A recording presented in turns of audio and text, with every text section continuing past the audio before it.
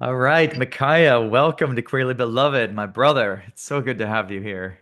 It's such a pleasure to see your shining face, Will.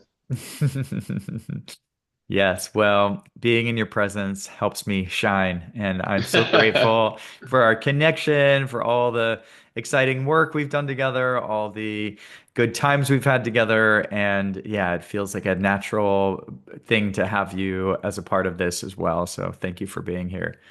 Yeah, thank you for the invitation. I'm excited for it. So I want to start with the first question I ask all my guests, which is this. I invite you to take a breath and check in with how you're doing in this moment. And the question is, who are you in this moment, at this point in time, in this body, on this planet? Who are you? But please tell me by describing a drag avatar that embodies that. And it doesn't Ah, need to be like a drag queen. It's like some people talk about like some element or a flower or something. But yeah, a drag avatar is my a invitation. drag avatar. I love this question so much.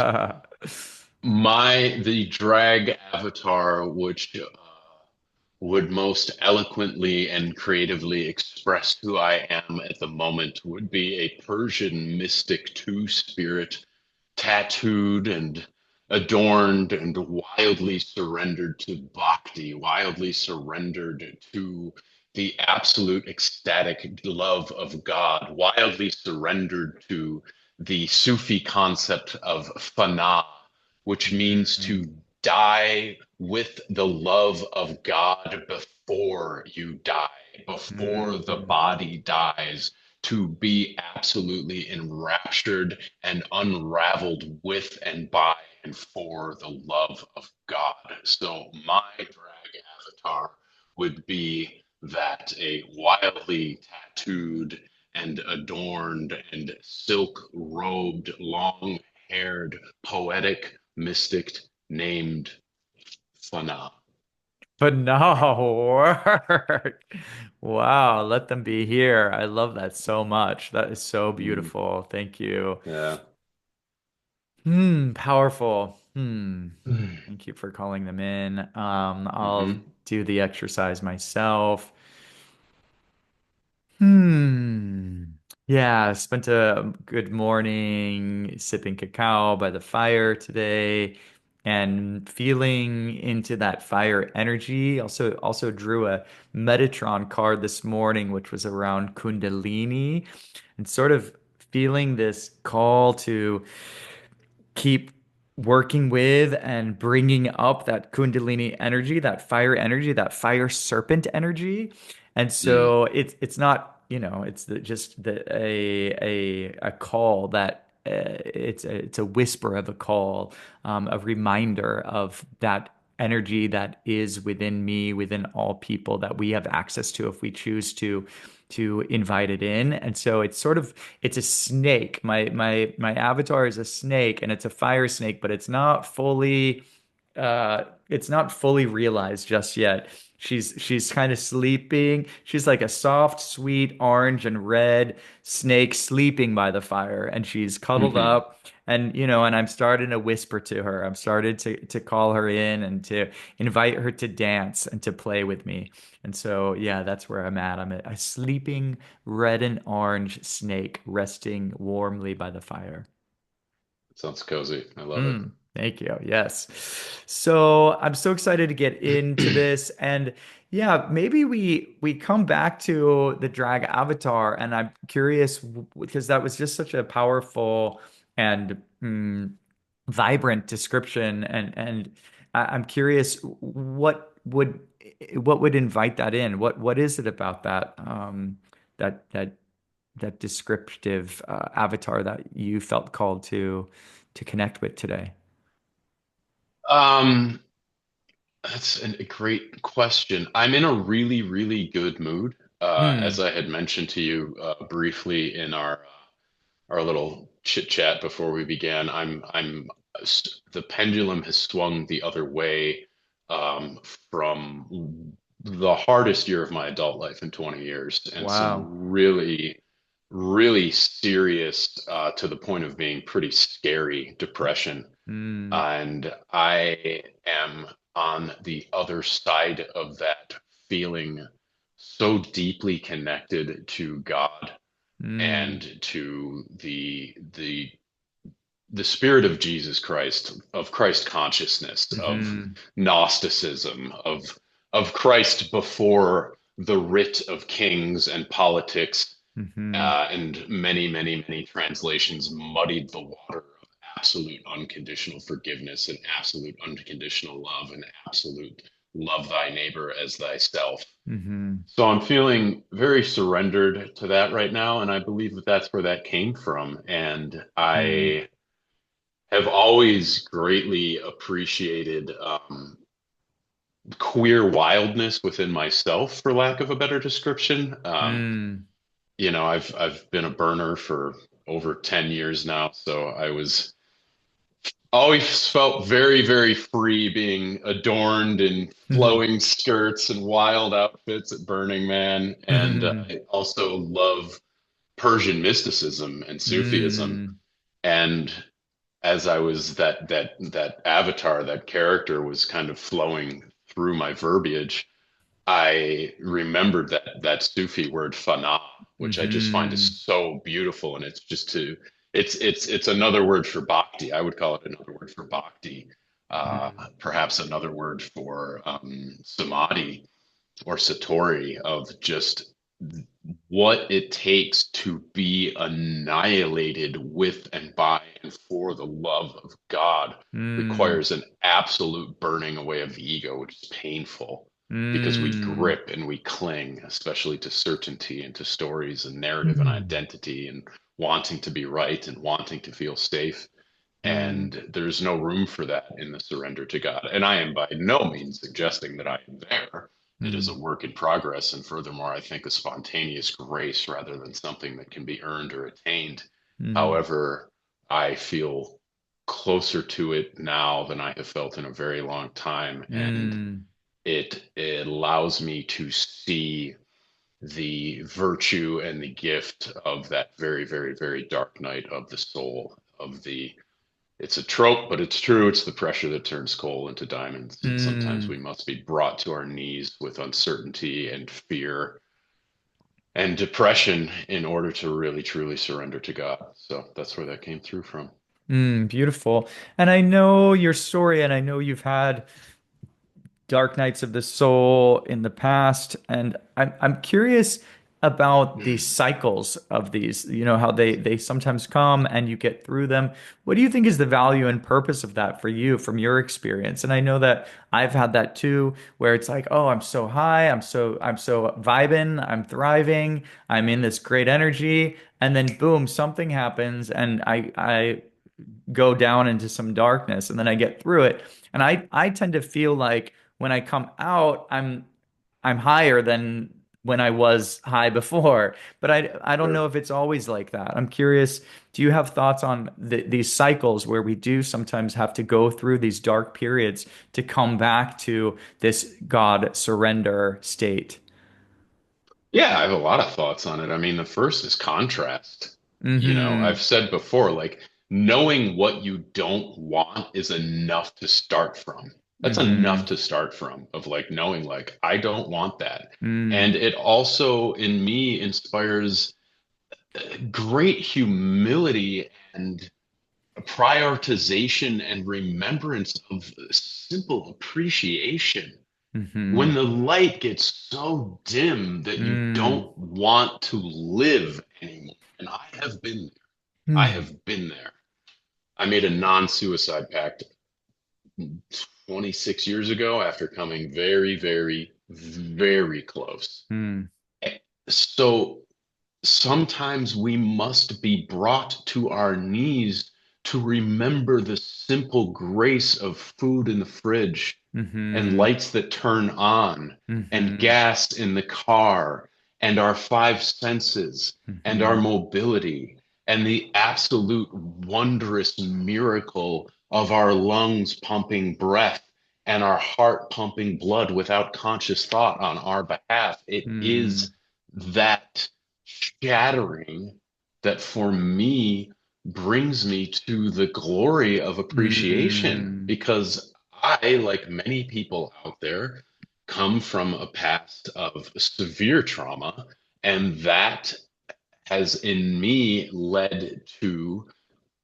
sometimes a acquiescence to or addiction to or subconscious unconscious leaning toward victimhood and victim mm-hmm, mentality. And while that had its place for me to protect me while I was a child, it absolutely does nothing for me in as an adult. mm-hmm, And those passages, the one way that I have found that helps me to get back to the light from the darkness is to continually ask again and again and again, how is this happening for me, not to mm-hmm, me? mm-hmm, How is this happening for me, not to me? And a second wonderful question I like to ask, and we've shared this one before. What would this look like if it was simple? Because mm, the mind and the ego loves complexity, mm, loves drama, loves victimhood, mm. loves it, eats it up. It is candy, candy to the ego. Mm, Victimhood, drama, and complexity are mm, tools and fuel of and for the ego. So mm, when I am brought down to these places where I'm like, oh man, and it feels hard. mm, It feels like it is happening to me. It feels like a full on frontal assault. The light is mm-hmm, hard to find. My self worth is hard to find. Yeah. How mm-hmm, is this happening for me, not to me? What would this look like if it was simple? What would mm, this look like if it was simple? And mm, this last passage around, Will, I mean, every passage, to get back to your original question, mm, every passage has something different to teach, I mm-hmm, believe. mm-hmm, This last passage around for me brought me back into I have more work to do with self-love and self-acceptance mm, and self-compassion. And again, that mm, goes back to having a, some pretty severe trauma in my mm-hmm, childhood in which I was taught that I was not lovable, that I mm, was not acceptable, that I was not worth the time of my primarily my masculine caregivers. mm-hmm, And to learn to love myself unconditionally, I had to be shown the ways in which I don't. And that's a mm-hmm, really hard mirror to look in. It's a mm, really tough pill to swallow, but it's been mm, necessary for me. And I do not think I'm unique in that passage. mm. Yeah, absolutely not. And it is such a pivotal piece of work, self-love.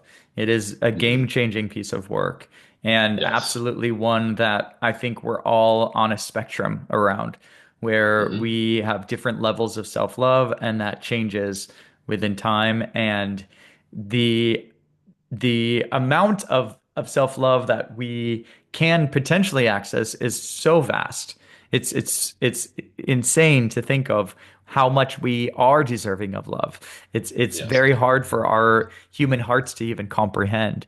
And so Hmm. it is a journey towards infinity. And yeah, I really hear you in this realization that there's more self-love for you to connect with, and some perhaps some wounds around that to keep working on healing. Yeah. 100%. And one thing I've been writing about, and I'll be putting some content out about it soon, is and I'd love to hear your thoughts on this because you're very well involved in the same communities and the same many of the same scenes as I am. We hear about self-love a lot in the coaching space, in the spiritual Hmm. space, the psychospiritual space, the plant medicine space. But what Hmm. is less addressed is self-hate and self-loathing. Mm. I don't see that addressed too much, and that's Hmm. what I'm interested in right now because Mm. to address self love implies a lack thereof, which Hmm. also implies the presence of its opposite, Hmm. which would be self hate, self loathing, and lack of Hmm. self acceptance. And that is like grimy, ugly, Hmm. uncomfortable stuff that people don't want to look at or talk about. Hmm. And I always go back to my first teacher, the beloved Tommy Starchild, he is queer. He was my Mm. very first spiritual teacher. He is a Mm. practicing witch in a powerhouse, and I love him dearly. And he Mm. was the first person who ever asked me, "Do you love yourself?" Mm. And I'll never forget. Nobody had ever asked me that question before. It was probably Wow. 15 years ago. Wow. And at first, my knee-jerk reaction was like, "Yeah, of course I love myself. I travel and I treat myself to good food and good booze Mm-hmm. and this and Mm-hmm. that." And then it was like, and like, but something hit me and I cracked, and with tears in my eyes, I was like, "Oh my God, Mm. I don't love myself." And not only Mm. that, I have had historically throughout my life a very, very strong sense of self-loathing and a lack of Mm. self-acceptance and Mm. not being able to see my worth.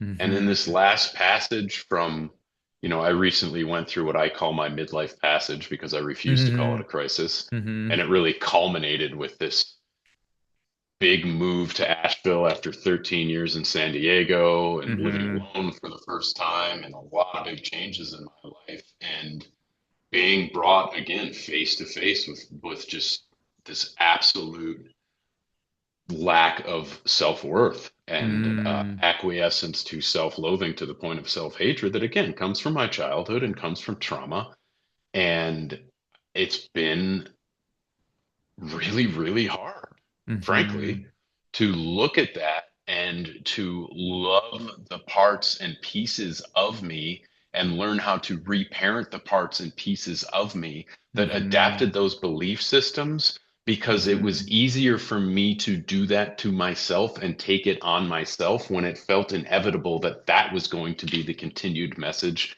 from the masculine in my life who I thought was supposed to take care of, nurture, support, and protect me and did not. Mm-hmm. Mm-hmm. So it's a passage and it's a tough one. And I believe to add one little other addendum onto your question of like, why does this happen? Yeah. Mm-hmm. Is as I'll use a combo corollary, right? Mm-hmm. As a combo practitioner, I need to know what all kinds of different ways to serve combo feels like, from the gentlest, most subtle application to the rites of passage work that I was blessed and fortunate enough to guide you and other beautiful men through. Mm-hmm. I need to know what that feels like. I need to know the terrain before I ask someone else to go there or Mm-hmm. before I say, "Hey, I can walk you through this because I Mm-hmm. know what it looks like." And that's the other part, that's the other side of navigating these really dense, heavy, dark emotions, narratives, belief systems, CPTSD, capital trauma with a capital T. Mm-hmm. I need to know the terrain, Will. I Mm-hmm. need to know the terrain so that because I work with people in my coaching practice, in my medicine practice, who are in extraordinarily deep and disorienting and lonely states of transformation and transition and Mm-hmm. addiction recovery and Mm-hmm. psychedelic integration and dark nights of the soul. Mm-hmm. And they need to be able to trust me. And in order for that to be there, they have to know that I know the terrain. This Mm-hmm. is Chiron. This is the wounded healer. It's Yes. all over my Mm-hmm. chart, you know. The Sure. wound in many can emit the light through which many, or the wound in one can emit the light through which many heal. We Mm-hmm. turn our wounds into wisdom. We upcycle and Mm. recycle the past. All of it for all of us. I go back to that on my Mm. journey, which is so deeply personal. And it's about me and my trauma and my lack of self love and my belief systems and my narratives, but how, when I heal that in myself, when I employ kintsugi to repair that with gold and become more Mm. beautiful for having been broken, how Mm. can my pain and the journey of that be an offering to the world? How can I be a Mm. lighthouse for others who have fallen to their knees with trauma, Mm. addiction, and depression. And that's what I'm here for. Beautiful. And I hear so much strength and power in that, in removing it from just yourself, your personal struggle and challenge, and bringing it into the collective. And that there's so much power in that, and so much more potential surrender in that when we recognize that we're not just doing this for ourselves, but we're doing it for the collective. Certainly something that I have related to in plant medicine ceremonies when sometimes it's so intense and it's like, why me? Why do I Yep. have to go through this? And then the remembering that sometimes it's not just about me. In fact, it's never just about me. That it's a healing, that it's healing work for many, many more than just me. And by going there, it's like remembering that helps me feel like I'm not alone in this, that I am Hmm. doing this and I'm doing this for all these people, ancestors of the future, people in the room that I'm in, people in the entire collective, and I'm doing it for them as well. But because of the nature of me doing it for them, I'm doing it with them. Even though maybe Yes. I'm the vessel, there's still a collective experience that's happening. Yeah, the other thing I wanted to highlight is you were talking about how, yeah, self-loathing is often not looked at by folks in this space. And I agree. And it is important to bring these pieces into the light, these pieces in the shadow into the light. And there's a lot of talk in the coaching field around limiting beliefs. And what I often do with my clients is I help them see how almost any, and perhaps I could say all, limiting beliefs come back to beliefs about ourselves. It might seem Mm. like it's a limiting belief about this thing outside of ourselves, but if we keep asking questions, it comes back subconsciously to thoughts about ourselves. And a lot of that is rooted in lack of self-worth, self-loathing, etc. And I feel like that has been one of the things that I've helped people see is to bring that stuff up into the surface because when we don't see it, it's very difficult for us to do anything about it. I was recently in Costa Rica and had a memory of my father come up where I was feeling unloved and unsupported by him and recognized this father wound that I wasn't aware of. And because I was Mm. able to bring it up, I was able to do some reparenting work during Hmm. that retreat to help heal it. But I can't heal it without it being first exposed on some level. And so I feel like it is a disservice to ignore these thoughts of self-loathing, these self-hatred thoughts and feelings, and that it's important for us to help folks see that they might be holding these thoughts and beliefs, and then help them find the tools and the passages to release them and to create more spaciousness for the self-love to come through. Because that, I mean, even in that experience in Costa Rica, it was like I did that work and it wasn't like then I did some self-love work. It's like I Sure. did that work and I woke up the next morning and I was just flooded with self-love. Like all I could say in Hmm. my head was, I am so loved. I am loved. I'm loved. I'm loved. I'm loved. And it Hmm. was just like it just naturally flows in because when you clear that space, you create this new space.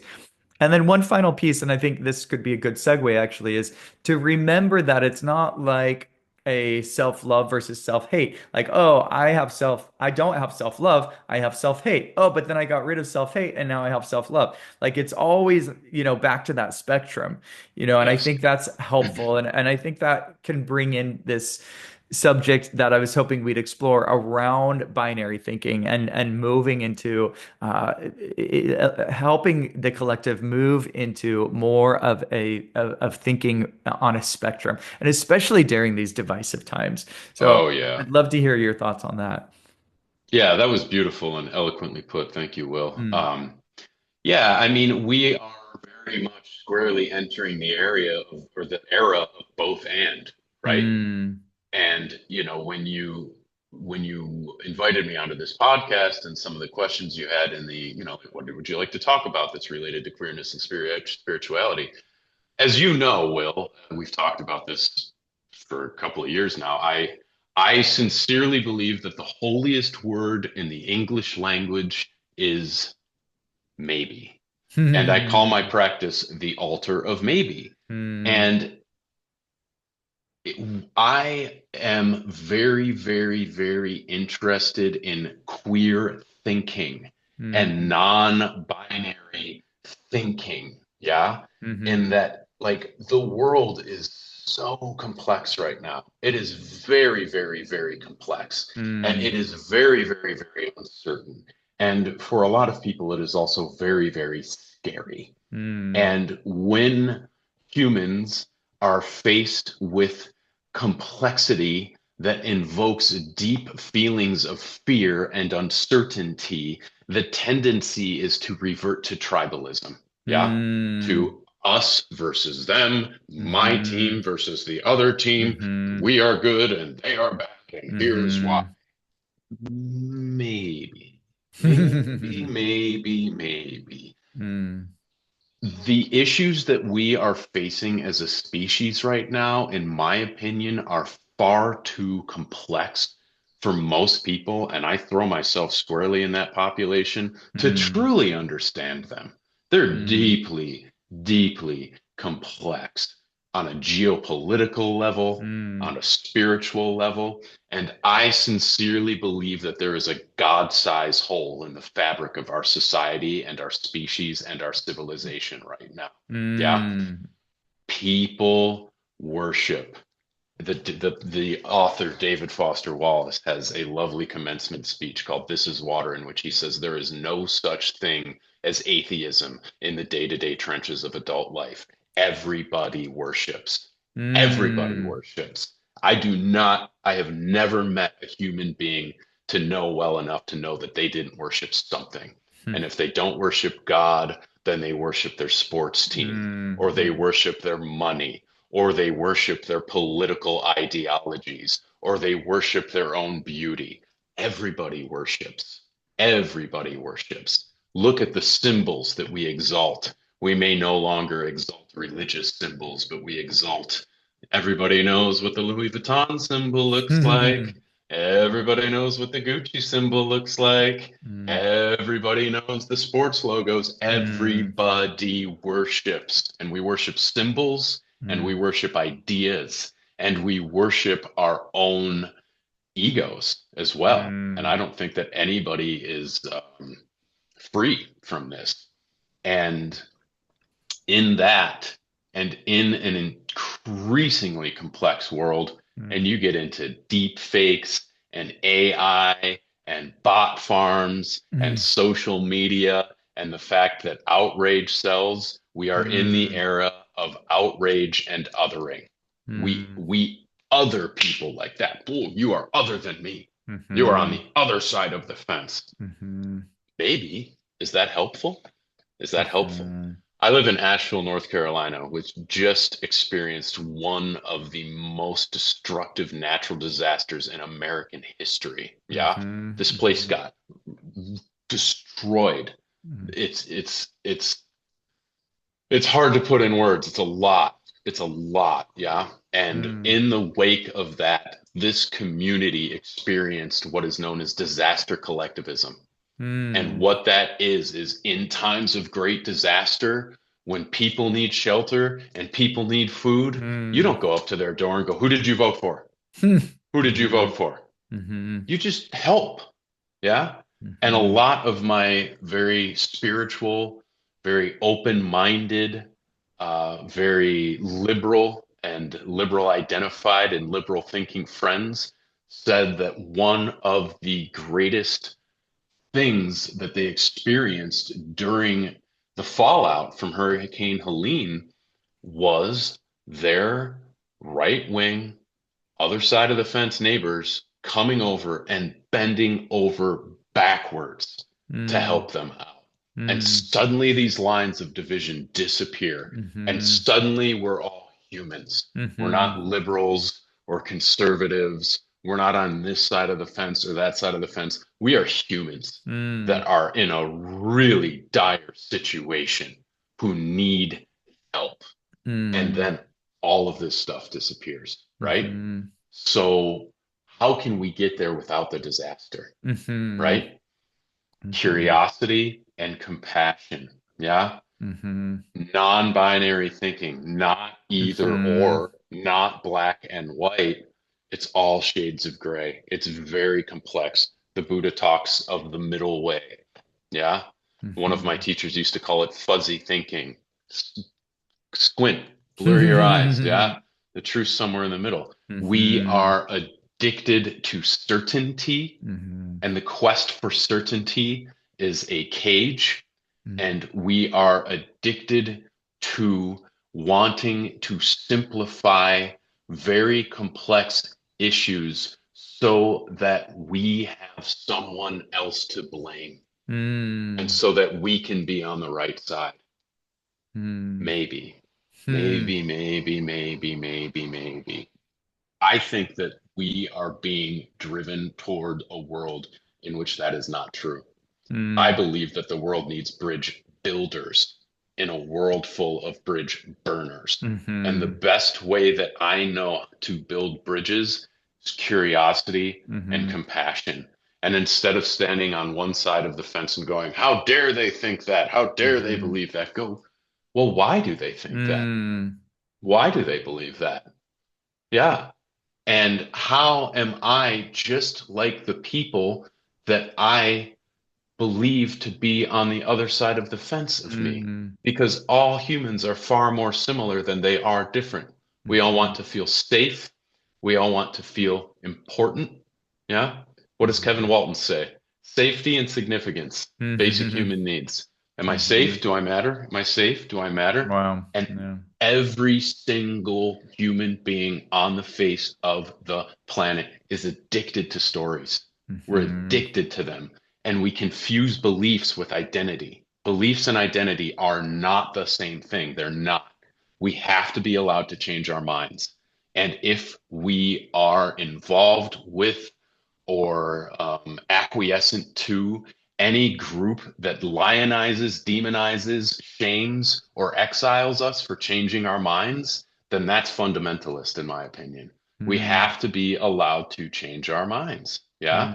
In the Mm-hmm. face of new information, Mm-hmm. in the face of complexity. And we have to, as again, to bring it back to the true Christ consciousness, love thy Mm-hmm. neighbor as thyself. Like, Mm-hmm. how am I like this person? This person just wants to feel safe. They just want to Mm-hmm. feel significant. They're a Mm-hmm. product of their environment. They're a product of their trauma. They're carrying around whatever load, and they are believing whatever stories and narratives help them to feel like they have a place and a purpose, just like me. And Mm-hmm. that makes us far more similar than different, far more Mm-hmm. similar than different. And I've lived in enough places, Alaska being one of them, and now North Carolina being another Mm-hmm. one, where the right and the left really coexist. Yeah. And Mm-hmm. I'm pretty I call myself a political agnostic. I'm pretty agnostic about all this stuff, right? Mm-hmm. That's another story about agnosticism versus faith, right? We're Mm. putting our faith in politics and our agnosticism in God. I think it should be the other way around personally. Yes. Mm. And I see these people like, yeah, you're right and you're left, but oh my goodness, y'all are so similar from the outside. You're so similar from the Mm. outside. And at the end of the Mhm. day, you guys just kind of want to be in the country and be left alone, don't you? Yeah. You Oh, know, yeah. it's very similar, very Hmm. similar. So good. Yeah, thank you for sharing all that. And going back to this story around the tragedy bringing people together, it made me reflect on when I was in New York City during 9/11, and it was this new experience of the city and its people where suddenly it was like we are in this together. We are Mm, moving through this city and this experience together. And it was almost like a veil that was down was lifted up, and this veil of separation where we kind of ignored each other and pretended like the others didn't exist. And suddenly when this tragedy, when this scary thing happened, we suddenly realized that we are all living in this city together. And yep. I think that is what we are needing more, is to, yes, to help each other and also to just recognize that we are in this together, that we all ultimately do want similar things. how we get there, how we move there, we might have different ideas about that. But Hmm. we need to unite with what we actually ultimately desire in our hearts, and yeah, stop distancing ourselves and othering each other. The other thing I wanted to bring up is that altar of maybe. It has been so helpful for me, that idea. And it's, again, it's so funny. I keep telling you all the ways that you influenced my Joshua retreat. I'm realizing that I brought that in as well. It's very helpful, especially when I'm talking to people about their relationship with spirit, with source, with God. And many of them feel a certain unease around it, and they Sure. worry about feeling uncertain, right? It's like, well, I'd love to be a spiritual person and believe in God, but I just don't know if that's true. And I feel like if I am spiritual, then I have to know that it's true.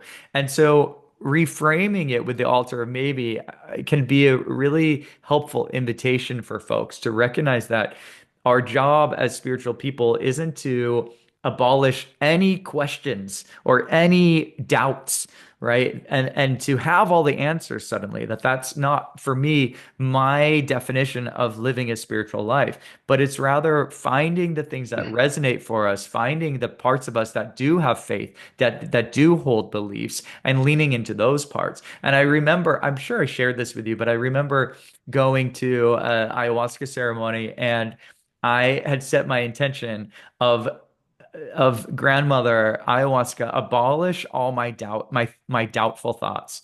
Like I want to fully believe. Just help me be in 100% certainty of God, and help me have faith that is unwaverable. And I really like prayed for that. And what I got was a invitation to pray to the altar, maybe. There was images of gambling, which I thought was really interesting. It was like, Hmm. I mean, grandma was is also showing me that yes, you can believe, child, it's safe for you to believe, you can have faith, but also I can't guarantee anything. That Uh-huh. ultimately Sure. there is some uncertainty. And so the gambling for me, because so much of what I enjoy in life is looking through life through a lens of play, right? And so it was like, so let's just be playful on this altar of maybe. It's a game. We're having fun. And yes, Hmm. I can't tell you that it's absolute certain, but if I did, it wouldn't be quite as fun. Just like Hmm. if I'm in a relationship with a man and I'm so in love with him, and I know that yes, he has a level of commitment which feels good, but at the end of the day he could make another choice. But me knowing that he can make another choice and he keeps choosing me, it holds the fire, it burns the flame, it creates some energy around it. And both of those things are Hmm. these elements of maybe that our human brain fights against it and just wants the certainty because that feels so safe. We want so You badly got to it. feel safe. And yet there's something so playful, enjoyable, energizing about the maybe, and it also helps stretch us and evolve us into our faith, right? It's like it helps us uh, to be in that spirit of agency and keep choosing to believe in God, keep choosing to love this man. Whatever the Hmm. choice is, we keep coming back to, we get to keep choosing, and there's so much value in that as well. Oh my God, eloquently put, and I couldn't agree more. I Mm. mean, like, faith does not come from certainty. Yeah. Mm. Mm-hmm. Faith comes from trial. Faith comes Mm-hmm. from being tested. Yeah. Mm. And you nailed it, Will. And like, it's a relationship. Like, the Mm. relationship with God is a relationship, Mm-hmm. right? The Bible is full of stories of acolytes raging against God. Why Mm-hmm. hast thou forsaken me? Yeah. Mm. Part of my midlife passage was a couple of months of like a deep existential crisis because Mm. I love God. I love God with all my heart. I wasn't raised with religion, so I didn't have like this religious baggage or religious trauma that I know can prevent people from coming to the love of God. When I found it, it was through just glory and wonder when I found God. And Mm. during that time of deep existential crises, like the the flame of my faith got so dim. It got Mm, so dim, and I was like, "Oh my God, man, what if I have just been screaming into the infinite empty? What mm, if there is nothing there? What, like, holy shit, what am I mm, doing if there is really no God? mm, And do I really, really, really, really believe that?" And I had to be brought to that. And one day, it was when I still lived in San Diego, I was walking through North Park, and like, man, on paper, on the outside, like everything was fine. I was living a great life. Anybody would have looked at my life and been like, dude, your life is dope. But on the inside, it was just this deep existential crisis. Like, my friend gave a great metaphor for it. Of It was like being in the middle of the ocean in a sailboat with no wind from any direction, and just mm, like, ooh. mm, And as I was having one of these days of deep existential crisis and longing and doubt about God and my place in the universe, mm, clear, clear as day. And you know me well, I'm pretty clairaudient, clairvoyant, clairsentient. mhm, Just God's voice in my ear, clear as day. This is how your prayers are being answered right now. mm, This is how your prayers are being answered right now. mm, And if we do want to pray as you did, take away my doubt, what greater way than to be sincerely and severely tested by doubt, mhm, mhm, right?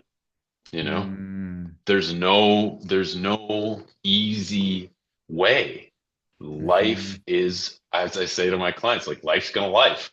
And just because we have these grandiose awakenings and beautiful Mhm. days of appreciation and gratitude and connection with God doesn't Mhm. mean that it can't all be ripped out from under us like that. You know, Mm, you're 2 hours from LA. Those people never thought their homes were going to go up in smoke. I am mhm. literally 5 minutes away from the River Arts District, my most beloved, beautiful part of Asheville that was swept away in a day. Wow. Gone, Wow. gone. Mm, Hundreds and hundreds of art studios. Yeah. mm, So it's like, yeah, faith in God does not ensure an easy life, but it does ensure a rich one, mm, in my mm. opinion. Yeah, beautiful. Yeah. And this, these experiences that we're all facing with climate change related stuff, it's really emphasizing the temporariness of all things Hmm. and really putting in our face this this uncertainty, and Hmm. having us collectively look at that and be confronted by that again and again. And there is such a stretch that we get to experience as we deal with it. So I feel like I'd be remiss if I didn't connect with you around combo, and that is one of the key pieces that you've brought into my life. Combo Brotherhood. I was just looking at your Instagram and saw a story saw a post of our brotherhood, and that was such a rite of passage for me, and so powerful for me. And I imagine that some of my listeners don't even know what combo is. So I'd love for you to share a little bit about combo and what it means to you to work with that medicine and to get to serve that medicine. Yeah, thanks, Will. Yeah, kambo is the secretion of an Amazonian tree frog called the Philomedusae bicolor, and it is a secretion that is, as one of the very first Western researchers, Espramo, pardon me, Vit, why can't I remember his name right now? Espramer. That's his last name, Espramer. You could look him up. He was nominated for the Nobel Prize in Chemistry for discovering serotonin. Mm. Vittorio Espramer, there it is. He said it is a fantastic peptide cocktail with healing potential unequaled by any other amphibian. Wow. Yeah, he was a researcher at the University of Rome who was researching combo in the late 80s. So it is loaded with peptides. How many peptides is up for debate, but peptide therapy is very, very popular right now. Mm. It is the secretion from this frog. It has been used by the indigenous in the Amazon, as far as I understand it, and at least through the tribe which I've primarily studied, which is the Matses tribe, who I've visited and studied with. It's been used by them for hundreds of years. It is applied to the body by tiny burns in the skin that are called gates. And then a small dot about half the size of a pea is put on those gates, and it begins a physiological process that is quite uncomfortable. Mm. It induces five types of purging: sweating, shaking, vomiting, toilet purges, and emotional purges. And it eliminates parasitic and toxic energy on a spiritual, mental, emotional, and physical level. There are three Mm. primary uses in the Amazonian rainforest. The first is as general health care. Far before the word vaccine was as controversial as it is now, it was known as vacuna de la selva, the jungle vaccine. It is Mm. used as healthcare. Uh, I have had tremendous and profound success with it, both personally with myself and professionally with clients throughout the years of treating people with lots of the mystery diseases that Western medicine Mm. throws a question mark at, fibromyalgia, mold poisoning, Lyme disease, things like Mhm. that. Wild success with that. And the second use for it is as hunting medicine. The men of the tribes will use it before they go hunting because they believe that with repeated application and right relationship with the spirit of kambo, it tunes in your senses to a very, very, very high degree. I call it the hunting magic, which I've Mm. received. Perhaps you've received, you've had enough combo at this point to, Mm. wake up feeling like so finely tuned. You can sense things before they happen. All the Mhm. senses are on, they're dialed up to 11 out of 10, right? Mhm. The third use is to clear what they call panema, which is dark energy, stuck energy, caught energy that could manifest in the West as lethargy, addiction, depression, Mm. anything like that. So I've been working with combo for 11 years. I've been serving combo for 10 years. Mm.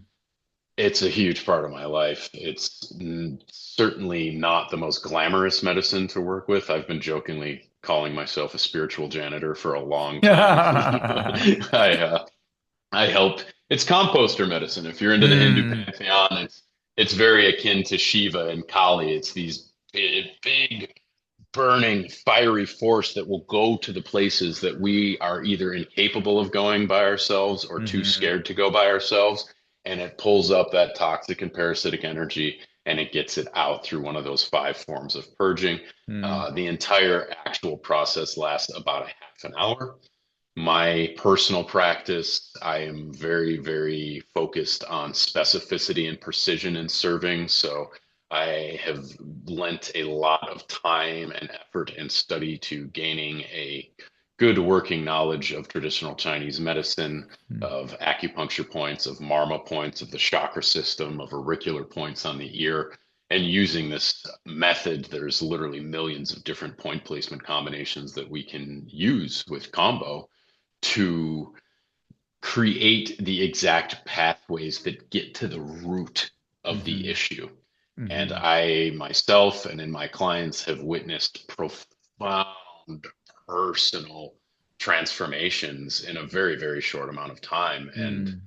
to bring it back to what we've been talking about with this non-binary thinking and queer thinking and the Mm. altar of maybe, Mm. combo's amphibious medicine. Yeah. Yes. What does it mean to be amphibious in this world? It means to Mm. be a master of many environments. This is a tree Mm. frog that is equally adept high in the trees, on the ground, and in the water. And it Mm. imbues us with that amphibious medicine when we receive her. And I lovingly Mm. call her a she, even though it is often referred to in the masculine as a heavy-handed ordeal medicine. I see both sides. I see a Mm. deep femininity to combo as well. And while it Mhm. is not proven that the Phylomedusae bicolor is one of the frogs that can do this, there are some frogs that can spontaneously change sex depending on Yeah. the needs of the species. Wow. It's not proven whether combo can do that or not, Mhm. but I do like that non-binariness of combo in that it's a Mm. deep animal medicine that doesn't, it presents as masculine when it needs to be masculine and it presents as feminine when it needs to be feminine, whatever Mm. it takes to get the job done. And again, Mm. imbuing us with this amphibious medicine of being a master of many Mm. environs. healthy, I am hale, I am fit, I am Hmm. protected, I am imbued with this hunting medicine and Hmm. magic, and I need not exist in a particular set of circumstances in order to thrive because I am that adaptable and powerful. And that's what Hmm. combo can do for people. Yeah, and I got to experience that firsthand at that Combo Brotherhood. I'd done some sits with you, some one-offs, but then doing that 3 days in a row was just next level for me. And it did help me tap into that warrior hunter energy in somewhat around the senses, but I'd say more in this recognition of myself and my strength and my power and my Hmm. capacity. It Hmm. really exercised and strengthened my grit. This Hmm. part of me that knows I can do hard things. I can do hard Hmm. things that are going to be in service of my greatest and highest good. And coming out of that, I don't know if I've ever felt that strong in my life. I've never felt like Wow. a man at that level ever before that moment. It Mm, really was, for me, it was a stepping into myself as a man rather than a boy. It was mm, it was a rite of passage for me that I had never gotten to experience, and that in reflection, uh, my dad, I don't think had ever had his rite of passage from boyhood into sure. manhood. And as a result, he was kind of a boy dad, which was super Yeah. fun. He was a super fun dad. We played and whatever. But he never did it. And so as a result, he never did that for me. And then this experience really created that possibility for me to step into my manhood. And it was so powerful. And so powerful for me to get to purge these energies and these toxins that I'd been storing and holding on to. I recently, my new boyfriend has a podcast about the Alien franchise, and I had never seen it, so we watched the Alien movies the other day, and Hmm. uh, and there's like the aliens, the classic scene that is, it's like the aliens like inside the stomach and like Yeah, comes it's out. coming out. Yeah. And I was like, oh my God, this is like a purge scene. I was like, I know what that's like. I can do that. That's so funny. Yeah, I'm Uh, glad. Thank you for your kind words. And it's that's the intent of that work, and I've mm, been so like men's work saved my life. I've been a participant in and facilitator of men's work since 2015. mm, And in many ways, it saved my life. And I too was raised by a coward. I have no mm, problem saying that. My dad's a coward. My dad is a mm, spineless man. mm, And I believe that men need healthy challenge and men need something to push against. Yeah. Like mhm, men are supposed to have an edge. We are. mm, Men are mm, supposed to provide and protect, in my opinion. mm, And part of that is having an edge, is being in right relationship with masculinity as mm, one who protects and provides. And one of the tenets of combo brotherhood is the return of the archetype of the compassionate king, which we are missing in this mm, society. A true king is about service, yeah, but mhm, the archetype of the king has been co-opted by the mhm. narcissist and the Yes. tyrant. So we don't Yes. have good examples of that. So there's all this toxic masculinity Mm, movement, and so many men have felt brushed aside and felt that they had to like somehow box in their masculinity in order to mhm, fit in and be appealing to the feminine and accepted by mhm, society. And I do not believe in that. I believe in right relationship with the masculine. mhm, And I believe that men need something to push against. We need challenge and we need other men. And Combo is such a wonderful agent for that because in that container of Combo Brotherhood, like it's such a team mentality because mhm, everybody is out of their weight class. I say that to all mhm, my guys. I've literally served, professional jiu-jitsu players, bodybuilding competition champions, and it's like you are out of your weight class when you meet mhm. this frog. I don't care who you are. And the only way to navigate it is to surrender, which Mhm. surrender as a participant, not as a victim. Courageous surrender, I call this. Yes. Again, to take it back to the victimhood and the dark night of the soul. How is this Mm-hmm. happening for me, not Yes. to me? As I am in Mhm. this process, how does a participant hold their body versus how does a victim hold their body? Yes. And in this container of combo brotherhood, like you've got men from all different walks of life. You know, I've had other queer men do it. You were the first, but I've had other queer Mm. men do it.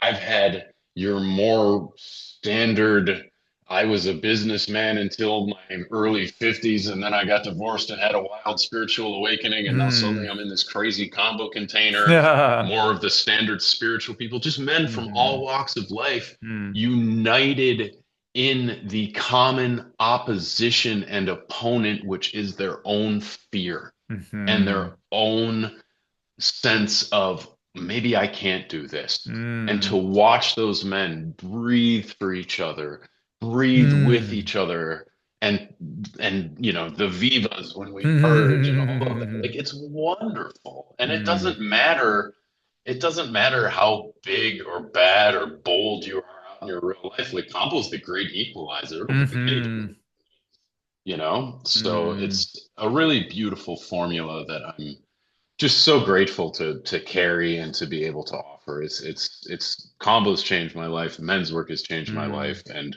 the union of the two, Mm-hmm. it can be life changing, you know, and to hear you say what you said, and you Mm. know, especially to be such a wonderful representative of the queer community, which I Mm. think as a person myself who's involved in men's work, I think that that's a big part of the future of men's work is like Mm.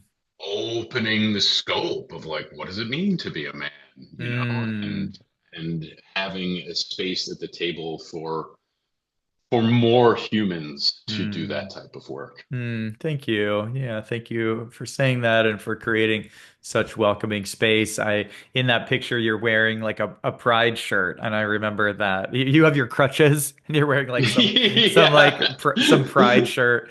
And I remember arriving and seeing you wearing that, and I was like, oh, I just felt so safe in your presence and even celebrated. And so yeah, I just really appreciate your allyship over the years. And yeah, and it's interesting, going back to this idea of the sovereign energy that we are seeking to cultivate, this compassionate king. It is a challenging relationship for queer men. I find I ask Mm, when I am holding space circles for queer men, I will ask sometimes about their relationship to power, mm, and that sovereign energy, that inner authority. And most of the time the response is that they push it away, that they don't want to, mm. because they only see the possibility of the narcissist tyrant king. They don't see Sure. the other possibility. And so it is part of our work to help create that new model, to reframe that, to show what else is possible.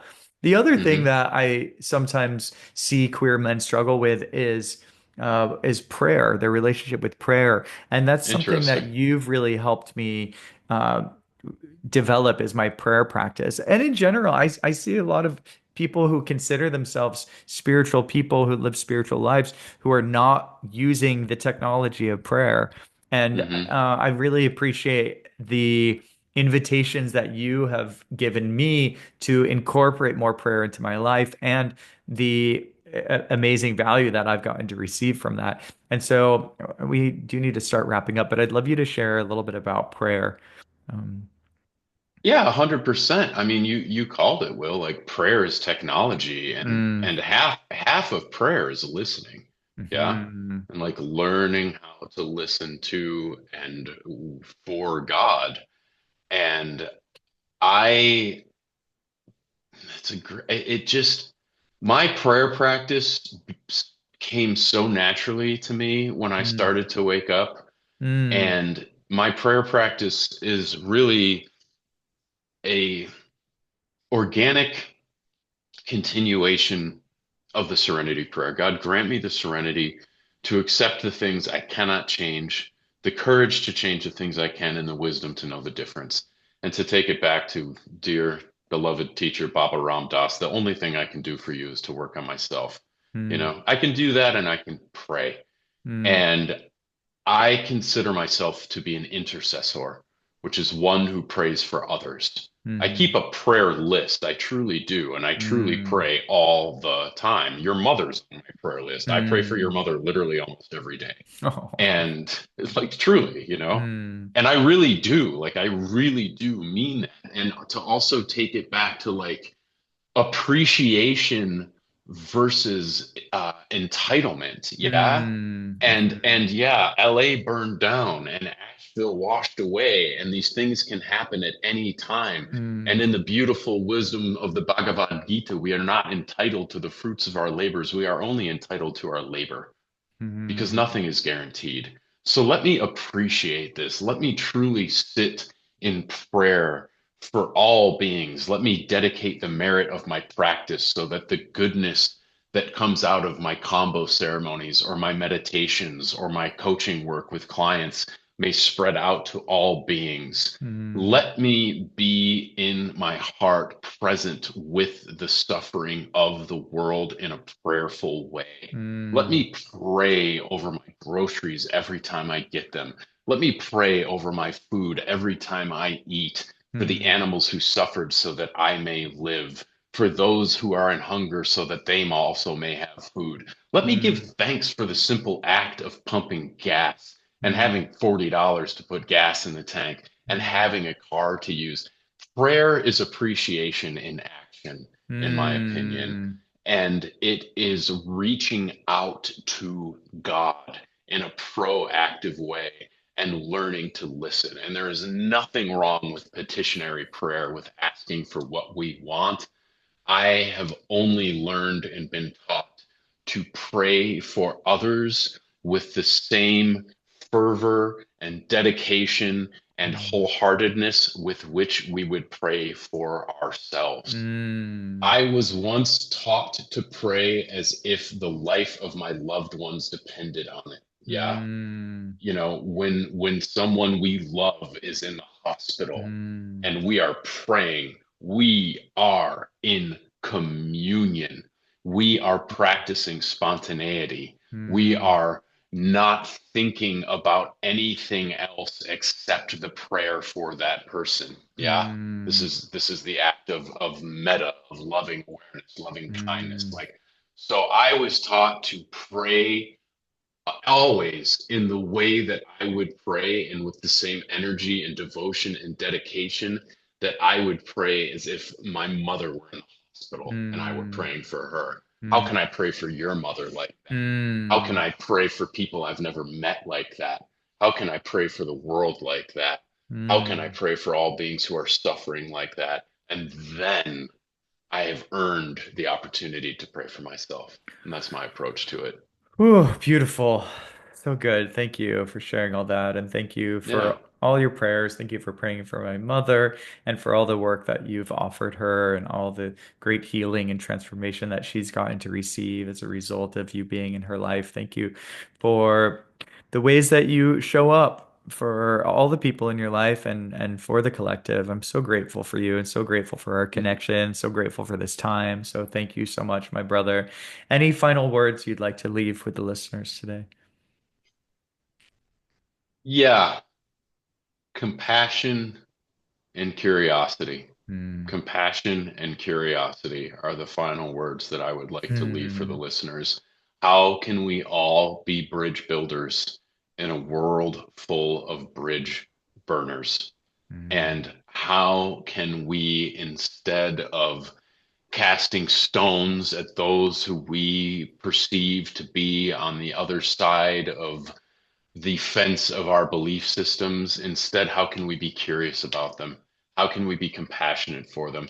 How can we uh, embrace and embody and encourage collectivism without disaster? How can we Hmm. remember that we are human beings and Hmm. we all have a right to our opinions and our beliefs, and we have a right to not be shamed or blamed or exiled or ostracized for believing the things that make us feel safe and Hmm. significant, and that we are one human family, and that it is time to start building bridges and not burning them. Yes. Thank you so much, brother. So much love Thank to you, you. Will.